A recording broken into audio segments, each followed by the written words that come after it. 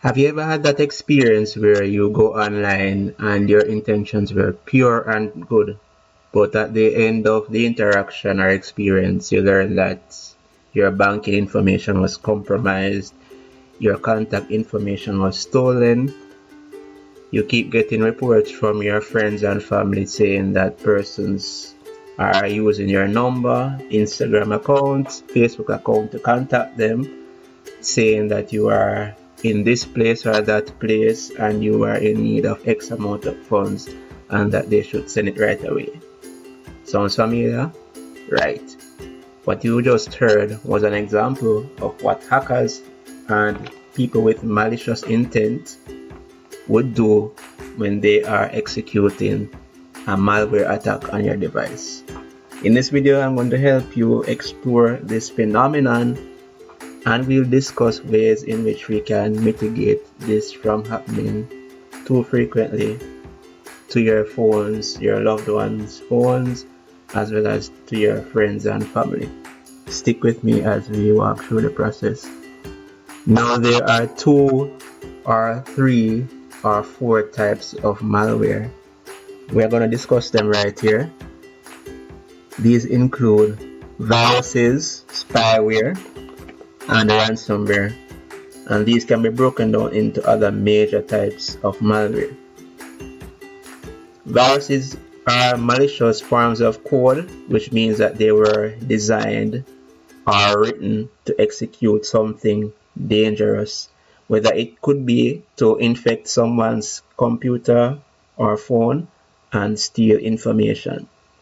They come in a raw kind of form. Now, viruses, you may have heard about the Y2K and some other viruses that were specifically designed to attack certain devices back then. And the intention was always specific as it relates to virus creation and execution. The next type we have is called the spyware, and as the prefix of the word suggests, it is meant to infect your device and spy or look for things that it considers sensitive and report back to the creator or the person who sent it in the first place. So examples of spyware actively working on your device include someone including a keylogger on your phone or tablet, or somebody using a bug or listening device to eavesdrop on your conversations. This is an example of how spyware is actively working, and the intention is to obtain sensitive information without your request and use it for purposes that are not authorized by you or whoever it is you are connected to. The last type is called ransomware, and ransomware, it is a combination of virus and spyware. So what they do is they create something that infects your device and it is made to look like something that is innocuous, something that you wouldn't suspect would be having any form of malicious intent in it. So it could be a game, a popular video, an email, but once you click on the link or click on the application, it executes the code, and from there it goes to the control unit of your device and makes changes to the system. After it makes changes to the system, it demands that you do something or else it will release sensitive information about what you're doing there. So that's what its purpose is, and that's what these 3 malicious things do when they are made to execute their code in a certain environment. Now, as I said, malware is often spread through apps, through links, and infected websites. So it is your duty to pay attention to what you are clicking on and which pages you are visiting on your mobile devices, computers, and tablets. There are some things that you can do to help prevent your device from ever becoming a victim to malware attacks include only download apps from trusted sources. Examples include the Play Store, Google, and the Apple App Store. I will also venture to add that you can also download applications from websites such as sourceforge.net, foreshare.com, just to name a few, as there are other sites outside the Play Store of Google and App Store that are reputable and have been known to deliver quality content over the years. Be wary of the app permissions that you give to your applications that you install. Now, whenever you install an application on Android, it asks you if you want to grant the application permissions such as have access to my microphone, have access to my camera, have access to my contacts, have access to my calendar, have access to my location. Now, unless otherwise specified and the app really needs to use these permissions, please don't grant the app these applications or these permissions, sorry. Instead, use this option. Whenever it asks you to grant it permissions, say only use for this session. That way you can be able to track what the app is using at any given time. So that's one thing you can do to make sure that the app isn't accessing what it shouldn't and you haven't given it access to do so. Keep your phones or laptops operating system up to date. I have to be a little surgical when I speak about this because I have a bias when it comes to certain operating systems. I do prefer some operating systems over the other, but as a general rule, please do update your laptops, Windows, Linux, or Mac operating system to the latest version, if possible, or the near latest version as soon as possible, and install the security updates that the developers release from time to time to safeguard your device and its contents from being vulnerable to certain exploits used by hackers.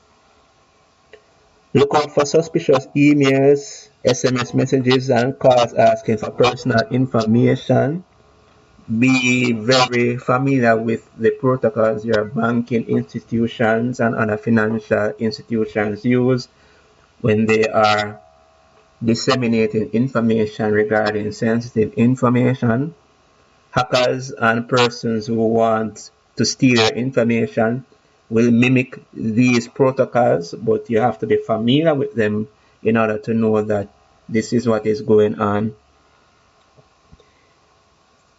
Remember to be cautious about what you click on, especially from unknown sources, and do not download attachments from senders you don't know.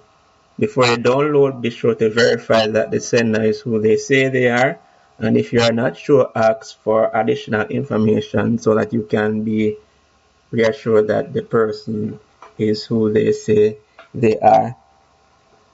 As for passwords, remember to keep your passwords strong and unique. Do not use the same password across the same platforms over and over again. You are making it easier for hackers and persons with malicious intent to gain access to these spaces and do you more harm than good. Nowadays, every online platform is requiring that you use a combination of letters, numbers, and special features to make your passwords more stronger and less vulnerable to brute force attacks and password crackers. Consider using a mobile security app such as ESET Security or an app of your choice to regularly scan your phone for malware and protect against phishing attacks. So you could be using Kaspersky or Norton or one of those well-known applications. Please be sure to do so as an extra precaution. Enable two-factor authentication. for your Google accounts, Apple accounts, and other accounts, so that whenever it is you get locked out suddenly, you can automatically enable these features and get back safely to your accounts without sacrificing time, energy, and money. Remember to back up your devices regularly to ensure you can restore data in case of an attack. So if you do suffer from a malware attack and your device isn't recoverable or able to be brought back to life, it's a good idea to have your information backed up so that you can restore it on the new device whenever you get it. Also, do your part as a consumer by staying up to date with the latest security threats, learn about the new malware trends. Make this a daily practice and a habit eventually, in the same way that you check your social media feed for the latest gossip news and celebrity news updates. Remember to report any suspicious activity to those authorities that have purview or jurisdiction of them, and be sure that you share with your friends so that they too can be aware of what's happening in relation to these things. And lastly, please follow cybersecurity experts' advice as much as possible and any other reputable source who has expert knowledge in the area so that you can be aware and up to date with the most timely advice in relation to security on the internet and security of the internet. This was a long video, but I thank you for watching and I will catch you soon on the next one.